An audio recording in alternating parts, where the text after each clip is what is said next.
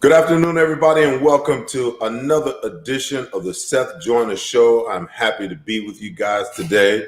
Not a whole lot going on, but the schedule for the 2021 season will be released by the NFL tomorrow. That's a big deal because now we get to see who the Eagles play in preseason, all the other teams who they play in preseason, but most importantly, we get to see what that new 17-game schedule looks like. And as you know, Mark Rippon was supposed to join me tonight, but sometimes life throws you lemons, and when you get lemons, you have to make lemonade. Mark had a pressing issue. He had to cancel, feels bad. I'm going to have him on another show. So today, it's just you and I. It's Talk to Him Tuesday, baby, because you know what? The draft is 2 weeks old. I had Ray Dittinger and Merrill Reese on with me last week to break it all down. Today, I'm taking your questions. You and I are going to have a conversation today about the Eagles draft picks. We're going to talk about Nick Sirianni and how you guys feel about him. We're going to talk about, 8 quarterbacks being drafted in the top 67 draft picks. As a matter of fact, 3 of them out the gate, back to back, 1, 2, and 3. And anything else you guys want to talk about, fire away. Last time we did the Talk to Him Tuesday, I did all the talking. I want to read you guys questions. I want to pull you guys in and pull you on the screen and have you ask me the questions that you want to hear, that you want answers to.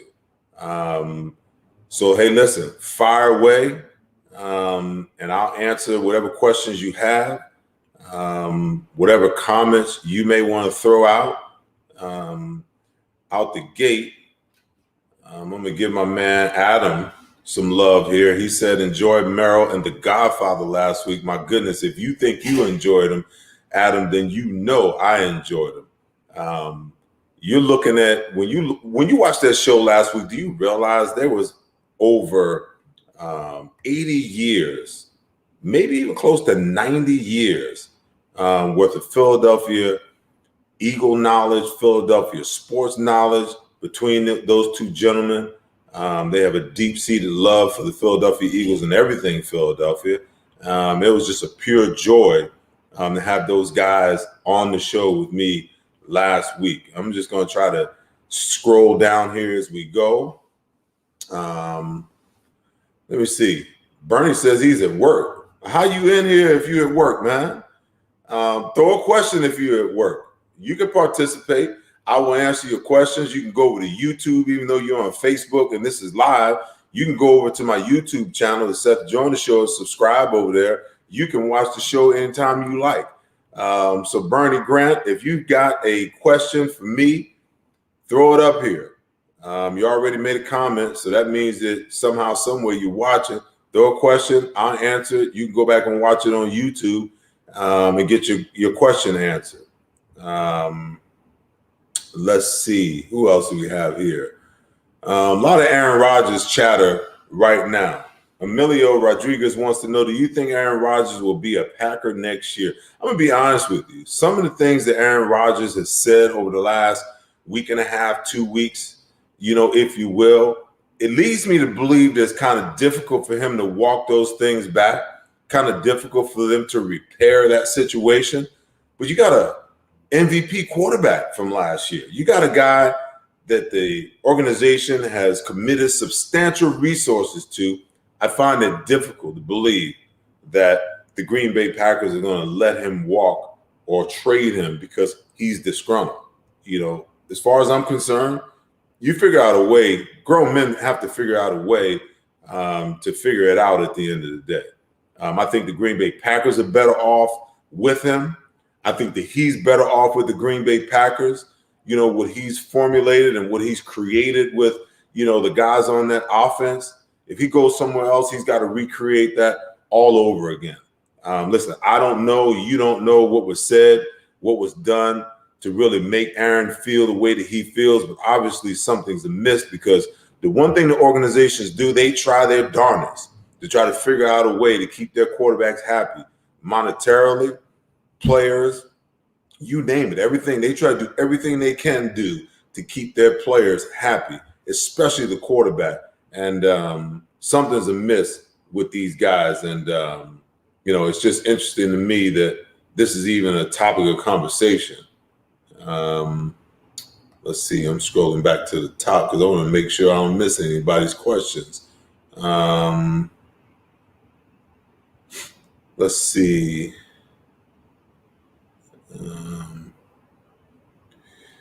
What do you think? Let's see. Let's get into a little bit of David wants to know, do you favor the cover 2 scheme in today's NFL? Listen, I'll be honest with you. I think cover 2 is, can be a base defense for a lot of defenses. You can do a lot of different things out of cover 2 too. A lot of people see cover 2 and they think 2 high safeties, corners rolled up, on the outside. You got your linebackers dropping underneath, or your nickelback dropping underneath, and you're passing everything off with the safeties having halves of the field. Well, you can create many, many different looks. I mean, I remember when I played, we had, cover 2 man. That was just everybody underneath was man to man with safeties over the top with halves coverage. You played a true cover 2 where your cornerbacks line up outside and they funnel and jammed all the wide receivers to the inside, and you passed them off. You had, landmarks that you had to get to. So basically you had 5 guys underneath. You had principles and you had rules that if a guy pushed a certain amount up the field, you had to carry him. And then all of a sudden, you had the advent of cover 2 tamper, where the middle linebacker would run to the middle of the field and basically take away those seam routes by the tight ends. Offenses were creating a lot of pressure on those half safeties by running 2 seam routes at him, one on the outside and one on the inside. And the quarterback did a great job of looking them off and going to the other guy. Well, when you drop that middle linebacker to the middle of the field, you create a void in the middle of the field. But what winds up happening is you take away all of those deep crossers and those seam routes up the middle, particularly by tight ends. I'm trying to think, you had cover 2 exchange. If I was, in and out coverage with the corner on the outside, I wanted to force the tight end to the outside. And as I forced him to the outside, I wanted to look up and, you're reading by number. So the outside receiver is 1, the tight end is 2, and the running back to that side, would basically be 3. So I could be 2 to 3 with Byron Evans on the inside, switching those guys out, any kind of exchange route, then I would relate to the new number 2, and he would take the new number 3, and I would have the same responsibility with the cornerback on the outside. If that cornerback ran a slant and the tight end went to the flat, now the 1 became the new 2, and the 2 became the new 1 for the cornerback on the outside. So there's many, many different ways of playing cover 2. And you can be extremely creative. I mean, people are creating things with it all the time. You can give a cover 2 look and play something else. You could be like man-to-man on the backside, but you look like cover 2. And you can play zone on the front side, to the strength of the formation. There's a lot of different things that you can do with cover 2. So cover 2 is a base. You can have that. You can be a primary cover 2 team, but you have to have some variety built into it. And obviously you got to be able to play everything else. You got to play some man, you got to play some zone, you got to play some zone blitzes. You got to do a variety of different things. You have to be multiple in what you do. And you also, have to be creative in what you do, or offenses today, the way they're built, they will completely destroy, your defense. All right. Let's see. A lot of questions about Aaron Rodgers. No, Aaron Rodgers is not coming to Philly.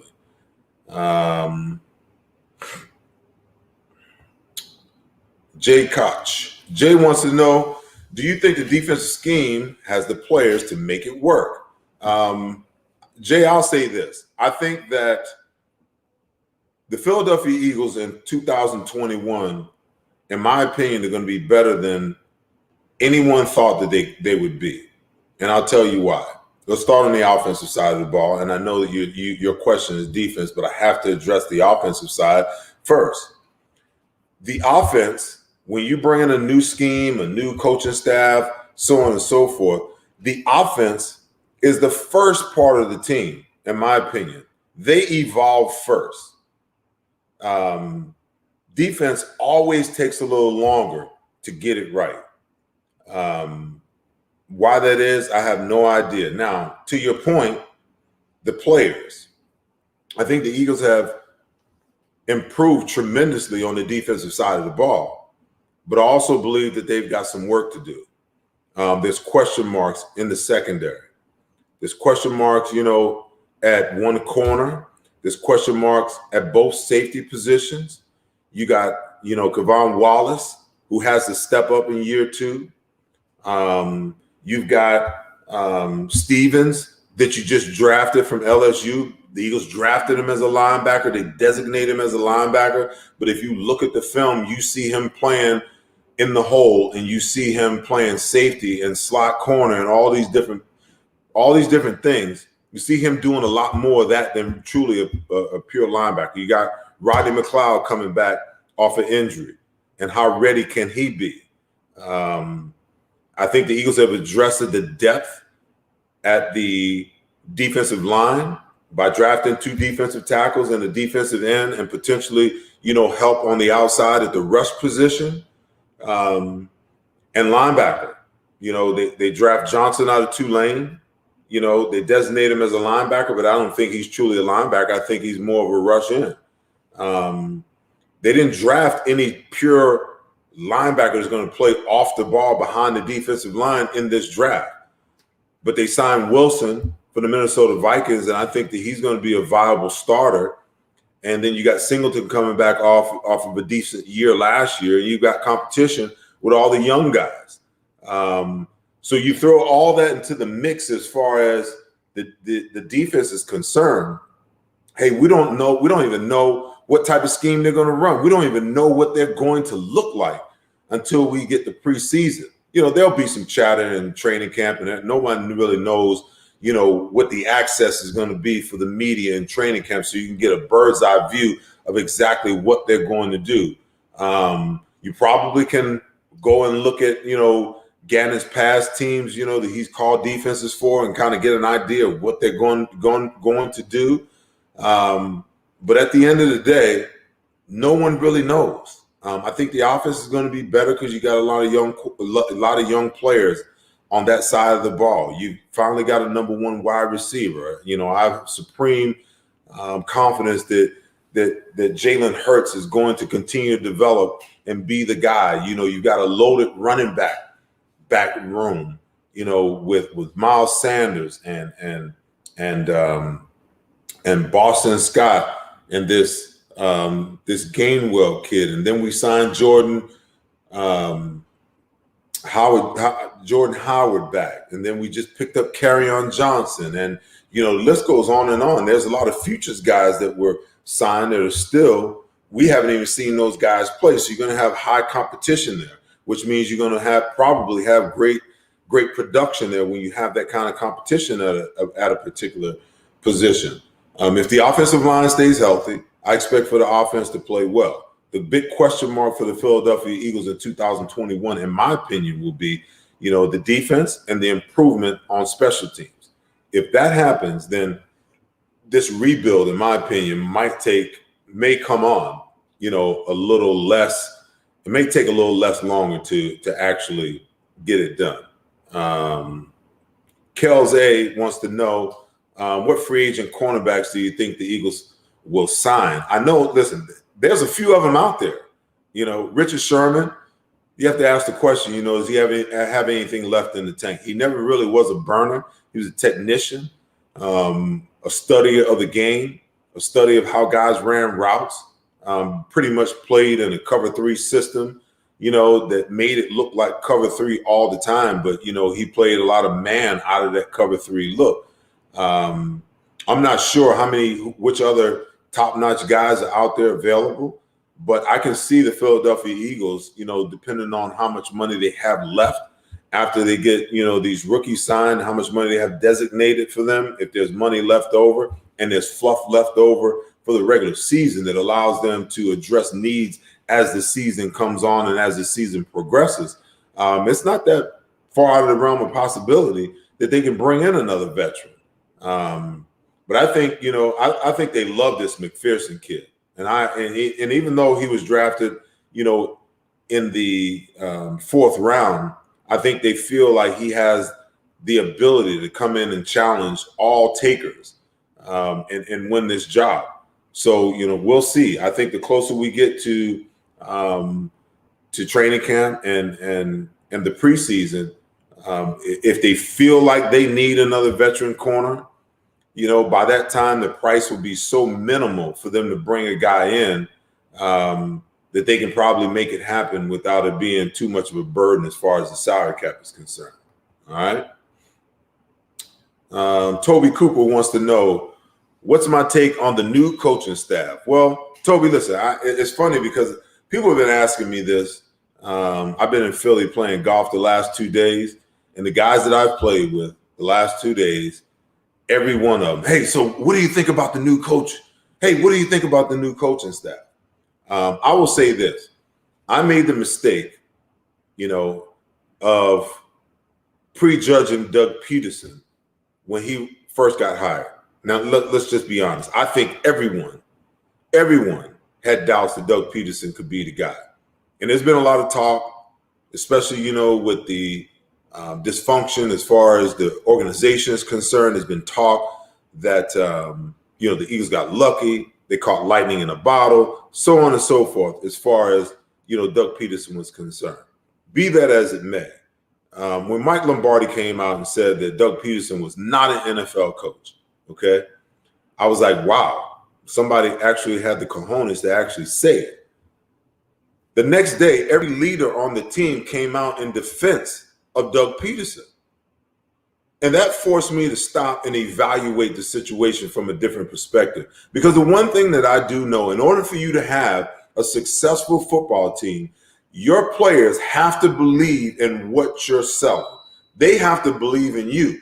And when they came to his defense, I said, goodness, they see something on a daily basis that even I don't see. Now, when you watch Doug Peterson stand at the podium, I've said it many times. He didn't seem like a guy that was a leader of men to me. He didn't seem like a guy that, that I would, follow into battle. As a matter of fact, as a leader, I thought that, if he was carrying a bag of gold coins and with a hole in it, I wouldn't follow him. But those players saw something different. And that forced me to stop and make the statement that, hey, if they buy in, whatever it is that they're seeing, that's the most important thing. So how does that apply to Nick Sirianni? I think we all feel the same way, okay? There is the football coach, the head coach who is the football mind, and then there's the head coach who is, the spokesperson for the team, okay? Everyone's a little bent out of shape about how he deals with the media. As a first-time head coach, as a guy that maybe is a little camera shy, as a guy who wants to say all the right things and project all the right things, maybe he has to grow into that. But Frank Reich has ordained him as, a guy with a great football mind. There's a lot of players, ex-players that said, hey, this guy's got a great football mind. So I'm reserving judgment as far as what I think about this staff, especially, the head coach, to see how the players buy into what he's selling, how he develops as the guy who's going to be out front speaking, for the organization. And more importantly, how his staff does. The staff is extremely young. Can they relate to the players? Can they command and demand respect from the players that is necessary for the players to listen to what they're coaching, to take that coaching, and then take that coaching, those techniques and those fundamentals and apply them? If that's the case, then it's all good. But I don't think that you can really, pass judgment on this staff, on this head coach, maybe even, right now, as far as how he's concerned and what he's done in the draft, until we see what these players develop into, how the team, moves forward, and how Nick Sirianni continues to develop, as the guy that's going to be stepping in front of that mic, post game, every game, and having to answer the hard questions from the media in Philadelphia. All right, let's keep rolling.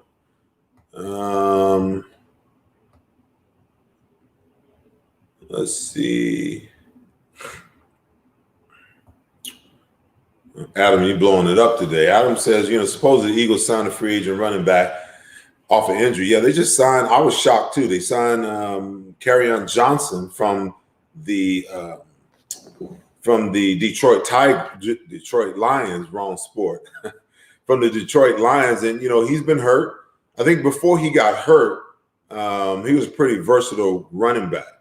I'm not sure. I talked about it earlier. I'm not sure exactly what they're doing with all these running backs, whether they're creating competition across the board for everyone involved. But Kerryon Johnson was a good football player for the Detroit Lions for some time. And, he got injured and became available in free agency, because, Eagles picked him up off the waiver wire. The Lions waived him, the Eagles claimed him. And maybe it's just a look and see. No harm, no foul. I don't think, that there's a whole lot of money connected to, this bringing him in. So you look and see if he's got something left in the tank, then you got yourself another good player.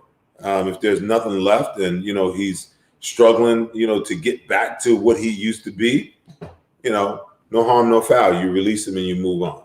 All right. Let's see as we continue.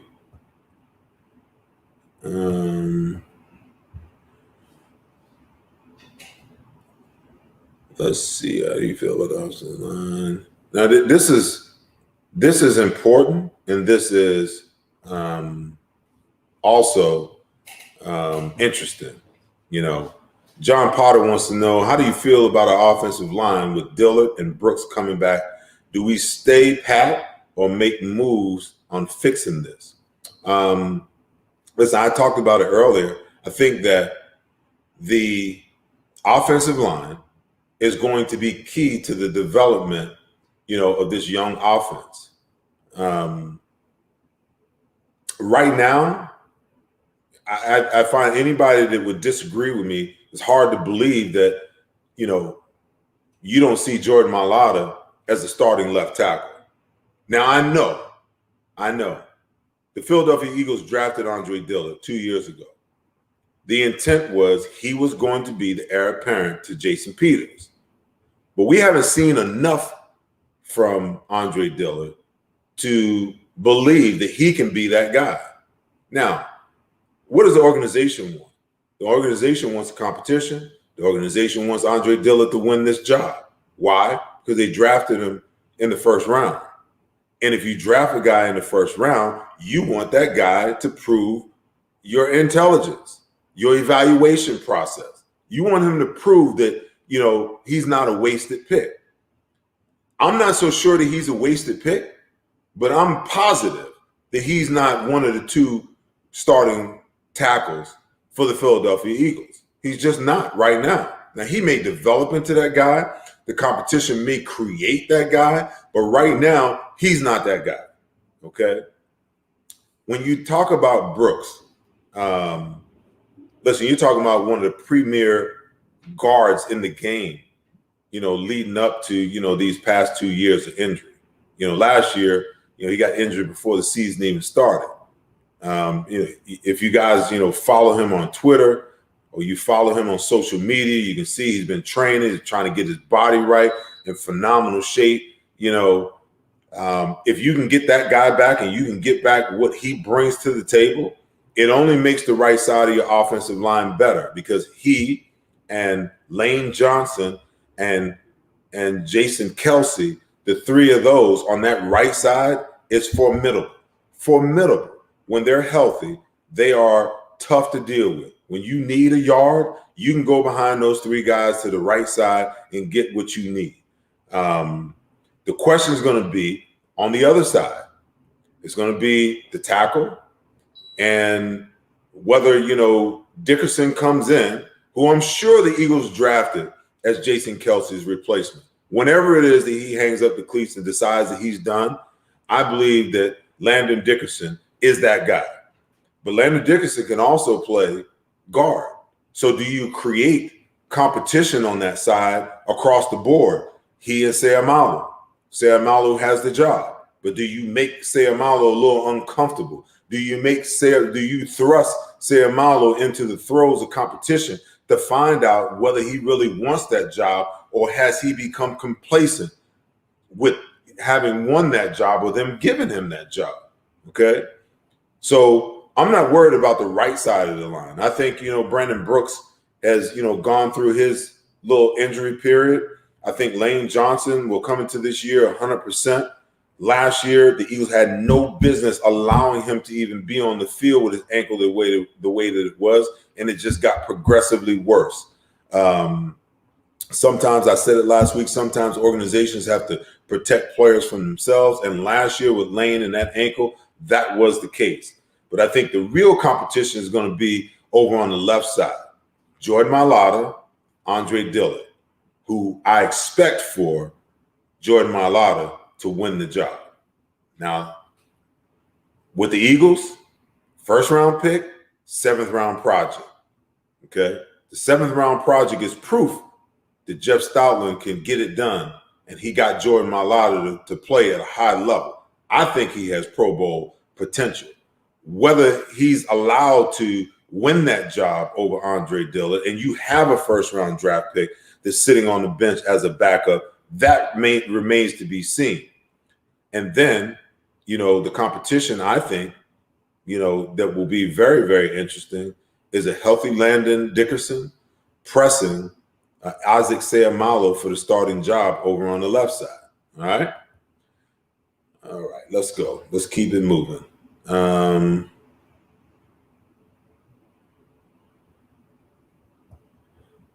This is interesting. Adam wants to know, he said he asked last week, if teams like Alabama can produce fundamentally sound wide receivers, why don't the Eagles hire away their wide receivers coach? Now, that's interesting, because I've said for years, that the Eagles wide receiver position has not been productive because I don't think that they've had great coaches at that position. Now, that's not a slam on, Aaron Moorhead. Maybe Doug Peterson wanted him to coach the wide receivers a certain way. You have to take all of those things into consideration. But I tell you this, when I look at Avonte Smith run routes, this guy is so polished. Adam, you have a point. He's so polished. He's so NFL ready and prepared right now. Why can't the Eagles go find a coach that can produce? I mean, you look at the long lineage of wide receivers that come out of Alabama. Who is this guy? How long has he been there? Is Nick Saban paying him some ungodly salary to make sure that you keep him, on the team? But they're not only recruiting potentially great and good wide receivers, but they're coaching great wide receivers that are being drafted early in the NFL draft. So that's a valid question. I can't tell you. I can't tell you. I can tell you this though. I think that that Smith, Devontae Smith, I call him Devontae Smith. I think what he's going to do is he's going to create a whole different level for the wide receivers that are here when they see the way that this guy runs routes. Okay. And let me tell you this, if you as a player want to get better, then you have to put your pride aside sometimes and ask a coach or ask another player, hey, how do you do that? Hey, where did you learn that? Hey, when you do this, why do you do this in this situation? So you got a stable full of young wide receivers and some wide receivers that really need to learn to improve their route running. And then you got a young first rounder from this year that is one of the best pure route runners for a rookie that I've ever seen. So what can these young guys learn? What can Aaron Moorhead, the wide receivers coach for the Philadelphia Eagles, learn that he can then translate to help make your players better route runners, to create that separation that we all chime about all the time? All the Eagles wide receivers can't get open. All the Eagles receivers don't get separation. Well, there's an art to that. There's a science to that. It's the coach's job to ensure that they can get guys to perform in that way. So, hopefully there's something that can be learned there. But to your point, I can't tell you. Adam, I have no logical explanation for why, if that guy that's in Alabama that's created, the Julio Joneses and the Calvin Ridleys and the Ruggs and the Smiths and all, if he's been there the last 10 years and somebody hasn't in the NFL hasn't figured out a way to pry him away from Nick Saban, I'd be greatly shocked that that's the same guy that's been there for all of these wide receivers. But listen, they come in ready, prepared, and the Eagles got to figure out, how to get their wide receivers to be like that in a lot of senses. Let's see what else we got here.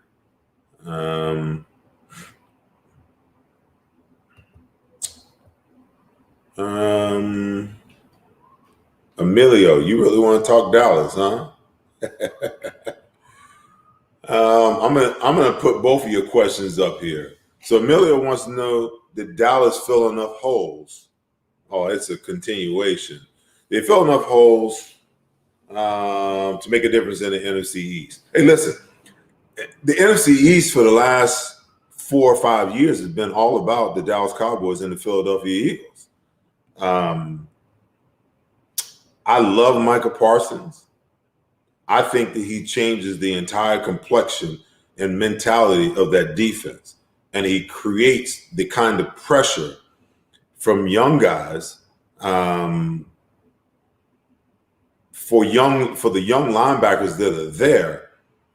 He creates the kind of pressure for playing time that you want to see happen. There's very few, linebackers that change complexions of defenses. Bobby Wagner is a guy. Luke Kuechly was a guy. The great Ray Lewis was the type of guy that changes complexions for a complete defense. When I look at Micah Parsons play, he's that type of guy. He's going to inspire everybody else on that defense to raise their level to another level. On the offensive side of the ball, they're kind of in rebuild mode when it comes to, their offensive line. That's always been their strength. But they've got enough weapons across the board at wide receiver, at running back.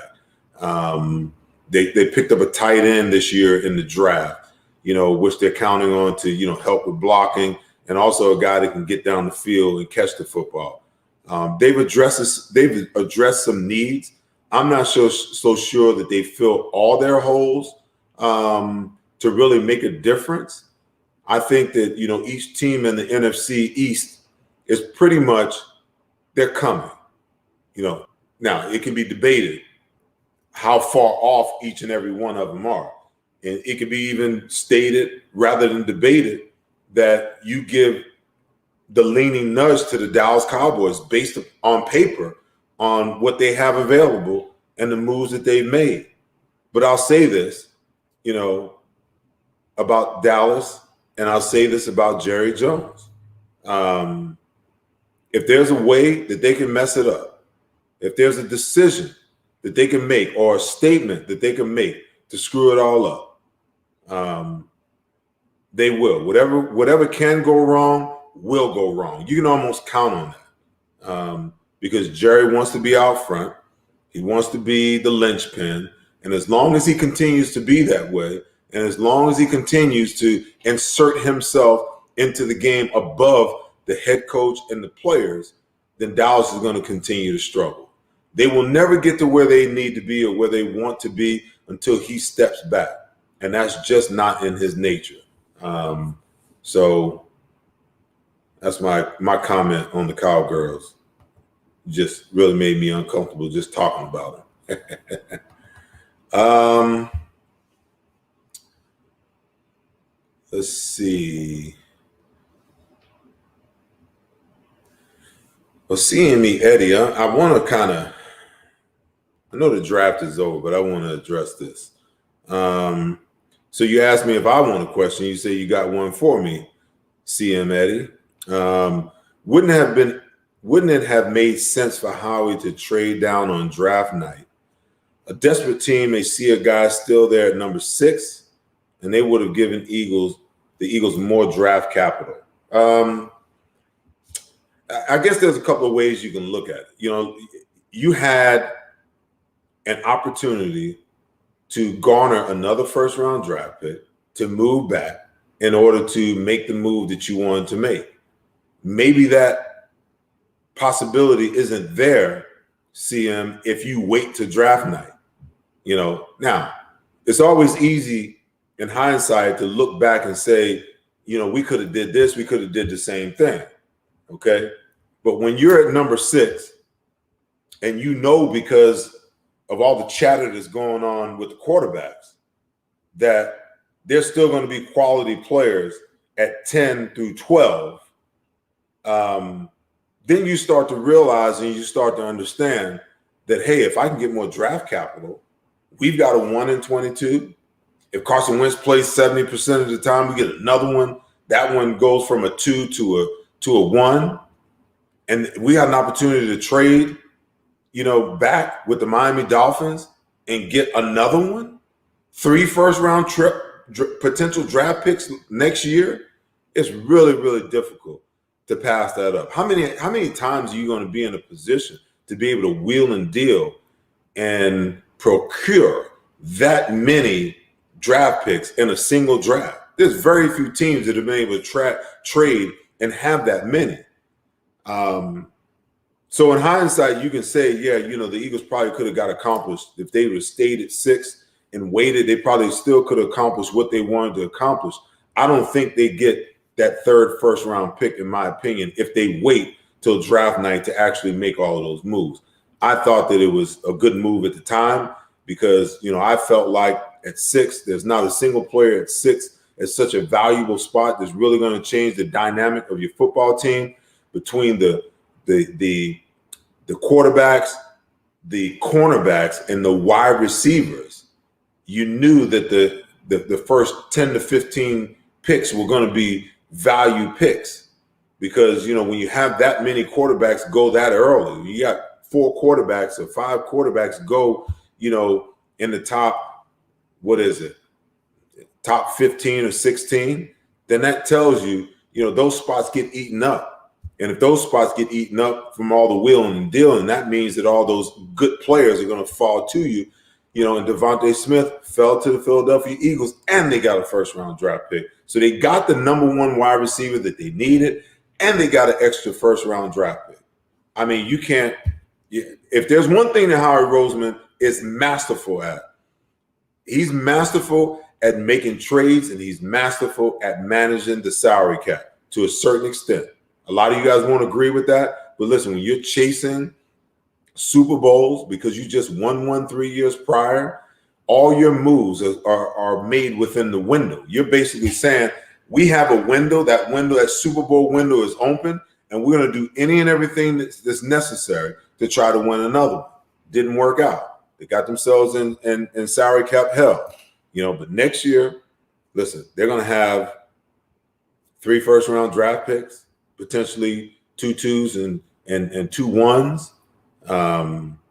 They'll probably get a compensatory pick here or there somewhere, and they're going to have probably about $70 million in cap space next year. I don't think that, you can really be upset with the way that the Philadelphia Eagles organization comported themselves and how they came out with this draft and the assets that they were able to, to gain in the process. All right. Let's see. Let's jump into my man over here on YouTube. And you guys don't forget, please go follow me over on YouTube. Follow the channel. You can see all the old episodes that you haven't seen. So when you got insomnia at night, you can't sleep, just click on the YouTube channel. Make sure you subscribe, and you can watch all the old stuff, from way back last year. But the Ream 321 says, I heard that Deshaun Watson case might be settled. If that happens, what do you think of the chances of the Eagles trading for him? Listen, I love Deshaun Watson as a football player, and I pray that, that these cases aren't, that there's no validity to these cases. A lot of people will say, hey, 22, now 2 or 3, maybe. 22, I get it. But I think at the end of the day, I just want the best for him. If he didn't do these things, what a travesty, it's been to his reputation, his marketability, and to his family name. If he did do these things, then my brother got some real problems. I don't think that if he settles it or he's found guilty, understanding and knowing the nature about how the Eagles look at players, and players that do the right things and say the right things and act the right way and, basically carry themselves, in the public eye the right way. I don't think that he's a guy that they touch. I mean, listen, you just procured all of these assets for next year. It may take you every single one of those assets and some in order to get a Deshaun Watson. As great of a quarterback as he is, I just don't think it makes sense. It doesn't make sense when you have a young quarterback in Jalen Hurts that obviously you thought enough of to move Carson Wentz and, without outwardly saying it, giving him the reins to the team. So you've seen enough in him, to do those things. Why would you go backwards by bringing in Deshaun Watson? Now, I get it. He's an established quarterback. He's ready to go right now. But you got to continue to build this thing. You got to continue to build this roster, this team. And the Eagles are going to need those draft picks. Whether they use them all next year, that remains to be seen. But what it does is it gives them leverage to go out and do what's necessary to continue moving forward to build in all 3 phases of this football team. So I think the chances are slim to none. And in my opinion, Slim just left town. That's my opinion. All right. Let's see. Jay already answered that question. Oh my gosh. All right, Jonathan. Let's do it. What do you think about Tim Tebow being on the team? If it's not Urban Meyer, we don't hear about Tim Tebow in the NFL again. I think, that connection is what brings him back. I thought all along, when the quarterback thing didn't work out, that he should have went to tight end in the first place. Why not make the transformation rather than just walking away from the game or allowing your pride to take you out of the game that you love? I don't know. I have mixed emotions about it because at this late day of his career, after toiling and playing, trying to make it, in the minor leagues and things of that nature, how many other guys would have gotten this opportunity? And do you really believe that he's got something left? Is he athletically still talented enough at whatever age he's at to step on the football field and be an asset? I don't know that. How quickly can, he retransform his body, from the baseball world back to the football world? Don't know. Urban Meyer seems to believe that, that he can get it done if they're really legitimately talking about signing him. But I have reservations about it. And I would go so far as to say those reservations lead me to believe that even if, he doesn't step right back into character, if you will, that he's going to be afforded the time to get himself reacquainted with the game of football again. And again, I'll ask, how many other ex-players, how many other guys who, got into the league and had a cup of coffee and, had to pour it out, how many of those guys are going to get this opportunity that one Tim Tebow is getting with the Jacksonville Jaguars? Okay. Jonathan, remains to be seen. It'll be interesting to watch how all this plays out. Okay. Let's keep it rolling. Christopher Bradley wants to know, what my opinion is on the Eagles what's my opinion on Rager now that the Eagles drafted Smith? I don't think my opinion has changed. I'm still a little peeved that, Justin Jefferson wasn't the guy. But I'm also going to say, let's wait and see on Rager. I think he struggled to get acclimated to the pro game last year. And, the injuries that he had during his rookie season didn't help his development. I think he felt like when the Eagles drafted him, especially at 21 and over, a guy that, most draft analysts and draft gurus believe was a much better player. I think he feels like, he was drafted to be the number one wide receiver. And now the Eagles turn around at 10 this year in the first round. They go and they draft Devontae Smith. I don't think, that it goes without saying that Smith will now be the number one. But what it does is it creates, if you will, there's negative competition and there's positive competition. Okay. If Jalen Reagor looks at this with the right perspective, he can be in a great positive competition with Devontae Smith. You catch 5 balls, I want 6. You catch 10 touchdowns, I want 15. That's healthy. And then you turn around and you're happy for the guy who's outperformed you. Why? Because you wear the same colored jersey. Your objections are the same. Your objectives are the same. Okay?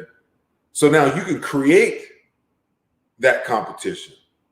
On my old Eagles team, one of the things that I always say that made us such a great defense is there was internal competition. If Clyde got 2 sacks, Reggie wanted 4. Okay? If Byron Evans had 10 tackles, I wanted 15. If Andre Waters knocked out 2 running backs, Wes wanted to knock out 3. It was just, and it was a healthy competition because we were genuinely excited. Like, we go down to Dallas, Troy Aikman's rookie year, 11 sacks. Clyde had 4 of those sacks. I didn't get nothing but hits on the quarterback. I didn't get 1 sack, but you better believe I was thrilled to death that Clyde got 4 sacks and that we demolished the Cowboys and that we won the game. If you can look at it from that perspective, then I think this combination really works. And then you sprinkle in Watkins and Hightower and all these other young, potentially explosive guys and Greg Ward. I mean, you create that internal competition that raises all boats. And I think that, the Eagles are in a unique position for not only Rager and Smith, but for every other wide receiver on the team to step it up. All right. Let's see.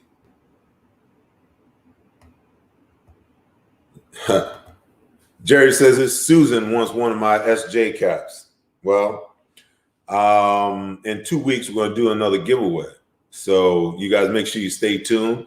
There'll be a helmet, a football signed helmet, football, and another one of these babies, like the last one in the next giveaway. All right. Let's see what else we got.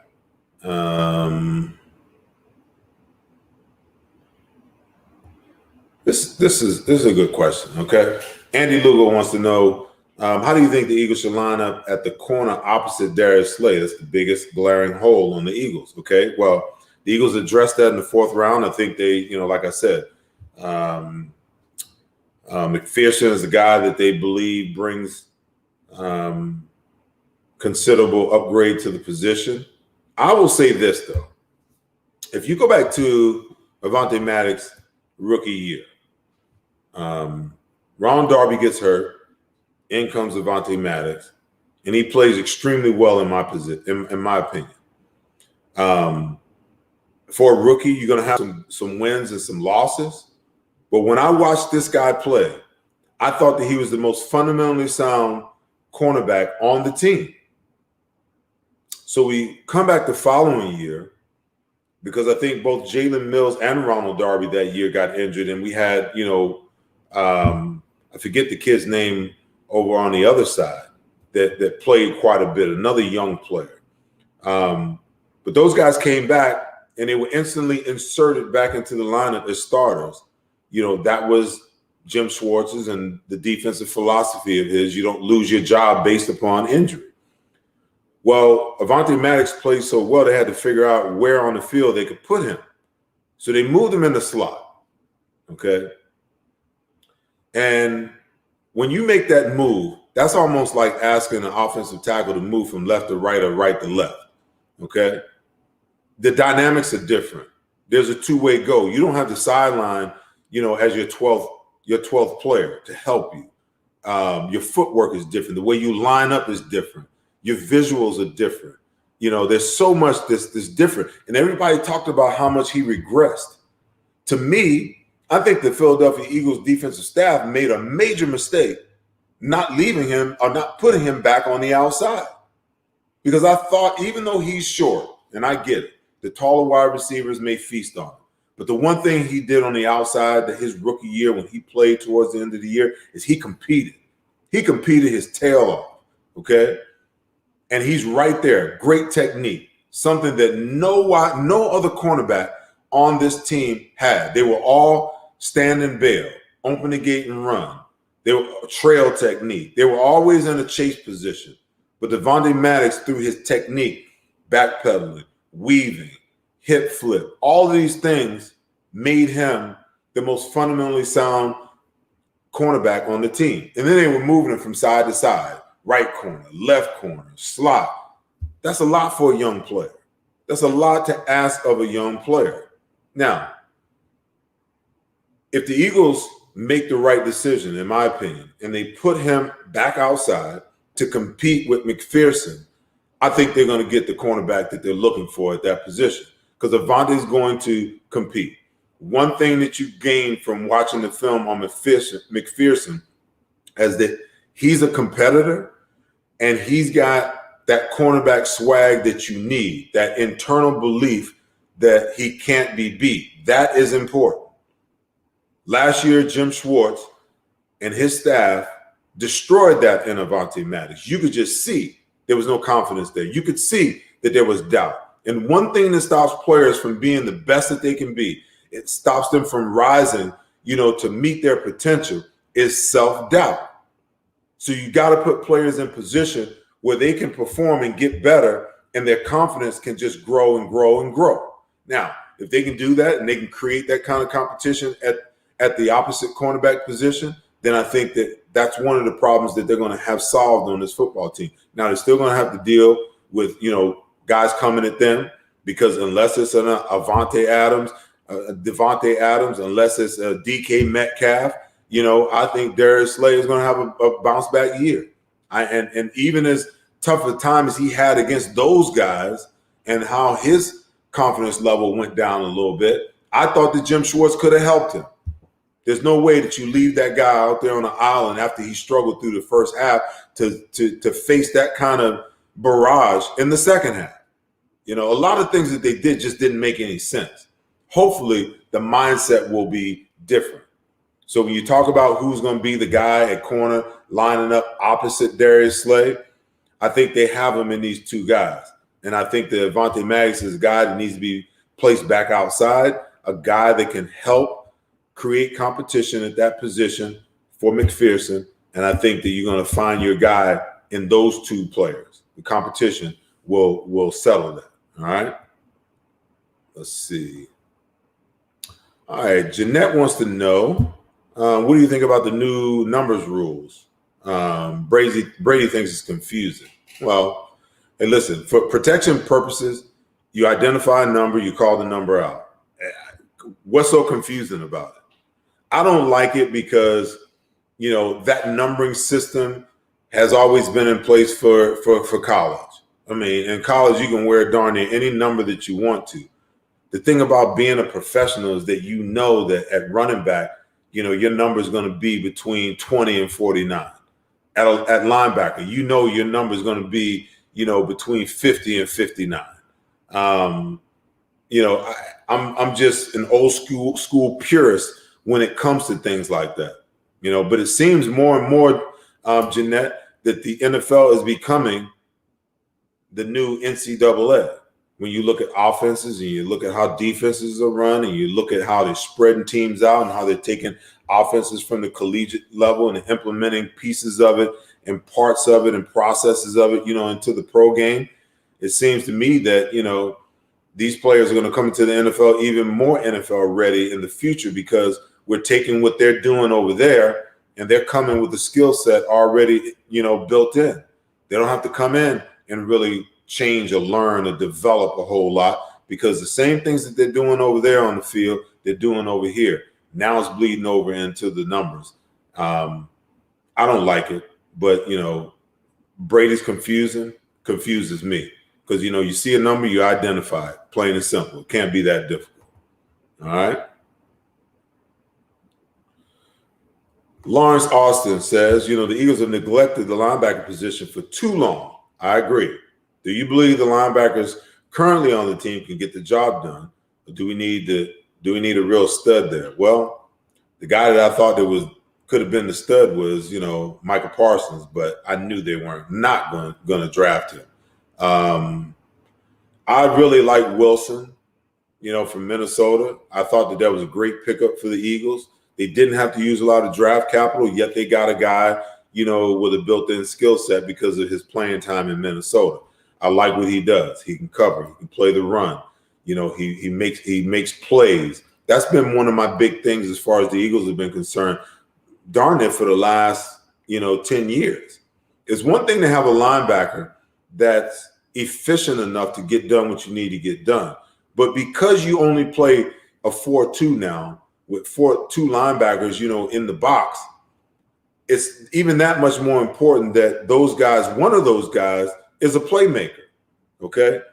How often do we see in the Philadelphia Eagles linebacker make an interception or get a sack or get a strip and cause a fumble or recover one?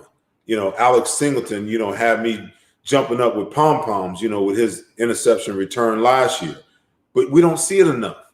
And when you look at great defenses, I don't care whether you're talking about back in the day or you're talking about the present day good defenses. Great defenses, good defenses have linebackers that make plays. You cannot ignore that, okay? Now, to get to the second half of your question, do I think they can get the job done? I think that we've got some talent in Davion Taylor and Sean Bradley that we haven't even tapped into because Jim Schwartz is the type of coach, kind of old school, believes in, having the young guys come along and, go through the process. I thought that, when the team was sitting what they were sitting last year, it was a good time to throw those young guys in there, get them some playing time, let them get their feet wet, let them get their confidence growing a little bit to see what you had. And they sprinkled them in here or there, but I would have just, you knew what you had in Singleton. Gary was hurt and done for the year. That was a prime time to put those young guys on the field to kind of get a gauge for what they can do, especially with the season being over and knowing that you didn't have any OTAs, no training camp, and no preseason for those guys. I thought that was a major mistake. So I think that, Singleton is a guy that's penciled in, if you will, with Wilson. Just all depends on, how much Alex can improve and how they mesh together. But I also think that, and I want to see what Taylor and Bradley, look like.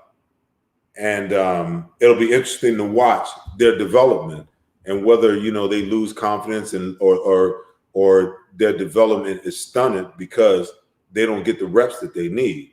But I got a feeling, with this new coaching staff that you're going to see competition in almost every position.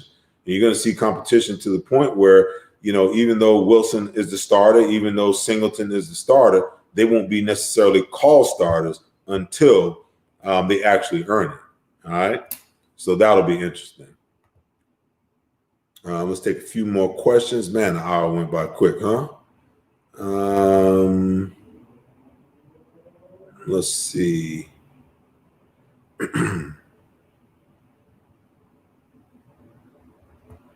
All right, Eric.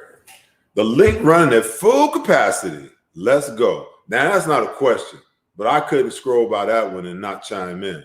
There will be nothing that makes me happier than to roll in the NBC over in the Wells Fargo's arena for pre and post game and walk through that parking lot with the Eagles fans out there to hear, the cannon go off before, the live feed actually catches up with the touchdown, to hear the roar of the crowd across the street. I'm looking forward to that. It's been a trying year for a lot of people, but for people who, find that level of enjoyment, that level of fulfillment, during the football season, especially here in the city of Philadelphia. I just can't wait for the link to be full and rocking and rolling, baby. All right. Let's see. One more, and we got to get out of here. Let's go all the way down to the bottom. See what we got. Loon Man Jones got a question about Jason Kelce. He says, I think Kelce is a Hall of Famer, 4 Pro Bowls, 3 All-Pro, and a Super Bowl winner with a crazy highlight of blocking 2 pass rushes. I can go with that. I think he's the modern day center. Any guy that can snap the ball in shotgun formation and pull outside like a guard and beat sometimes the offensive guard out there to be able to block in space. I think he's been a tremendous find. If you look at some of his interior play, you might not necessarily feel that way, because in my opinion, there's been times where he's been a liability, especially against 30 front teams where you put a big 320, 330-pound nose guard on him, and then you line up on the outer edges or in those B gaps, which makes, both guards have to honor those gaps that, some of those big guys in the middle have really had their way with him. But, he's made plays for years for this organization. 4 Pro Bowls, 3 times All-Pro, got a Super Bowl ring, dearly beloved in the city of Philadelphia. I know that carries no weight in Canton, Ohio. But, to your point, I can go with that. I can see that happening, most certainly. All right, guys, that is it for the show this week. I appreciate the question or questions. Phenomenal show today. I'm just, blown away that 1 hour has gone by that fast. I hadn't really gotten a chance, to get to some of you guys' questions. But hey, in a couple of weeks, we'll do it again. You guys bring them back. It's been my pleasure to be talking with you. It's been my pleasure, to answer your questions. Thank you for spending your time here with me tonight. And as I always say, as we sign off, you guys be good to each other and take care of each other. But most importantly, what the world needs is for you guys to love each other. All right. I'll see you guys right back here next week on the Seth Joyner Show. Take care. Be careful. Be good. Peace. Be blessed.